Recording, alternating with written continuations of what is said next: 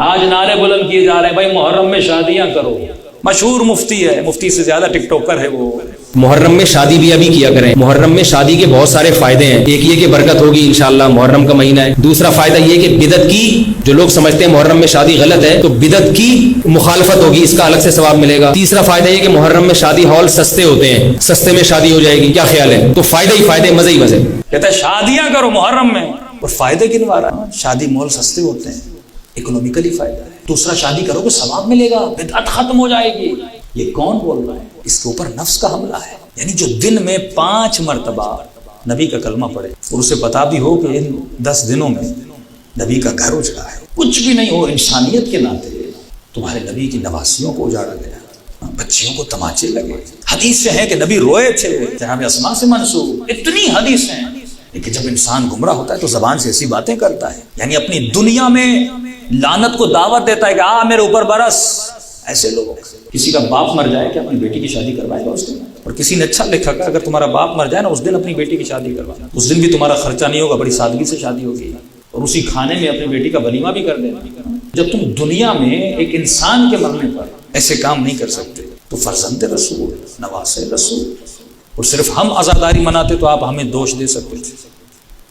آپ آل رسول کو کیوں نہیں دیکھتے؟ امام حسین کے بیٹے، ان کے بیٹے، ان کے بیٹے، یہاں تک امام حسن العسکری تک جتنے بھی آل رسول گزرے ہیں، کیوں نہیں ان کی ہسٹری پڑھتے؟ کیوں حضرت رضا امام حسین کے نواسے ہیں؟ کیوں جب محرم کا مہینہ آتا ہے اپنے سر سے امامہ اتارتے ہیں، بازاروں میں چلتے ہیں، لوگ پوچھتے ہیں فرزند رسول کیا ہوا ہے؟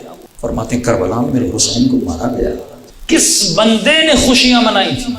تاریخ اٹھا کر دیکھو کن لوگوں نے کربلا کے بعد اپنے بچوں کی شادیاں کروائی تھیں. بنو امیہ تھے.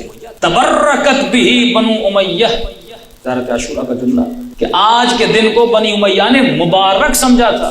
بالکل اسی طرح جس طرح جناب حمزہ کے جگر کے چبانے کے بعد آگ کے لت الاکباد انہوں نے خوشیاں منائی تھی. نواز رسول کو مارنے کے بعد خوشیاں منائی تھی. اور ذرا تاریخ پڑھ تو صحیح کہ نواز رسول کے ساتھ کتنا ظلم کیا گیا. کہ فرماتے چند قتل عرب میں ایسے تھے جو اسلام نے حرام کیے تھے. ایک قتل یہ تھا کہ یہ کسی کو پھنسانے کے لیے ایک جال بچھاتے تھے، کھڈا کھودتے تھے. وہ جو بندہ اس جال کے اوپر آتا تھا تو نیچے گر جاتا تھا. یہ عرب اسے اتنے پتھر مارتے تھے کہ وہ پتھروں کے لگنے سے مر جاتا تھا. میرے چوتھے امام فرماتے میرے بابا بھی گودی قتل گاہ میں گرے. ان ظالموں نے اتنے پتھر مارے کہ بابا کبھی دائیں کروٹ بدلتے تھے، کبھی بائیں کروٹ بدلتے. گھنٹوں لگ گئے اس میں. اور صرف کربلا نبی کی نواسیاں.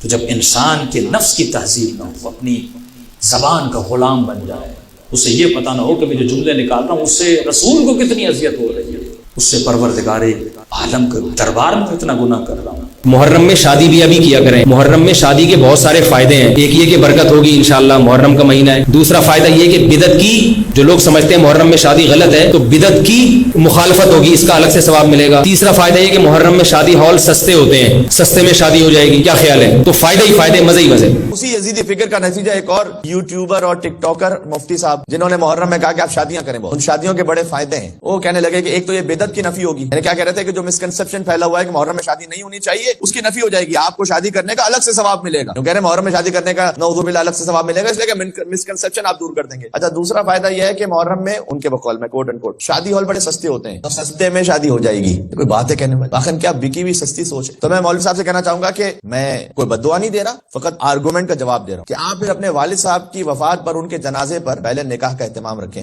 اپنا نکاح رکھیں یا اپنے بچے کا نکاح رکھیں. میں نے کہا نا بد دعا نہیں دے رہا، میں فقط جو آپ نے سوال کیا میں اسی سچویشن کے ساتھ جواب دے رہا ہوں. آپ جنازے کے ساتھ جب نکاح رکھیں گے اس کے بھی بڑے فائدے ہیں، جتنے آپ نے فائدے سارے گنوائے ہیں. پہلا فائدہ تو یہ ہوگا کہ بدعت کی نفی ہو جائے گی، کہ لوگوں میں جو یہ سوچ ہے کہ بھئی کسی قریبی عزیز کی موت ہو جائے تو اس دن شادی نہیں ہو سکتی، آپ کو بڑا ثواب ملے گا، اس سوچ کی نفی ہو جائے گی، اس دن شادی ہو سکتی ہے. اچھا دوسرا فائدہ یہ ہوگا کہ بہت سادگی سے نکاح ہو جائے گا. بھائی سب کو پتا ہوگا مولوی صاحب کے ابا فوت کر گئے تو سادہ کپڑوں میں ہی نکاح ہوگا. جب آپ محرم میں شادی کے فوائد گنواتے ہیں تو ہم آپ کو ابا جی کے جنازے پہ فائدے گنوا دیتے ہیں. قدم بڑھائیے آگے. اچھا ایک اور بہت بڑا فائدہ ہوگا، جہاں جنازے کا اہتمام ہوگا نا وہیں پر نکاح کا بھی اہتمام ہو جائے گا. ہال کا کرایہ بھی بچ جائے گا. فری میں 2 in 1. محرم میں تو آپ کہہ رہے ہیں نا سستے ملیں گے نا، اس میں بالکل کرایہ بچ جائے گا. جہاں پر جنازہ ہو رہا ہوگا وہیں پہ جنازوں کی صفوں کے ساتھ فوراً بعد میں نکاح بھی ہو جائے گا، ایک ہی ہال میں دونوں کام ہو جائیں گے۔ اور ایک اضافی مشورہ یہ ہے کہ کل خانی والے دن ولیمہ بھی ساتھ رکھ سکتے ہیں، کیونکہ دو فنکشن ساتھ میں نمٹ جائیں گے، اس لیے کہ کسی حدیث میں نہیں لکھا ہوا کہ کل خانی اور ولیمہ ایک ساتھ نہیں ہو سکتا۔ کیجیے جناب، میں اتنا عرض کرنا چاہتا ہوں کہ جتنی عزت اور جتنا احترام آپ اپنے باپ کے لاشے کو دیتے ہیں، کم از کم اتنی عزت امام حسین کے جنازے کو دیتے ہیں، اتنا احترام تو دیتے ہیں غم امام حسین کو۔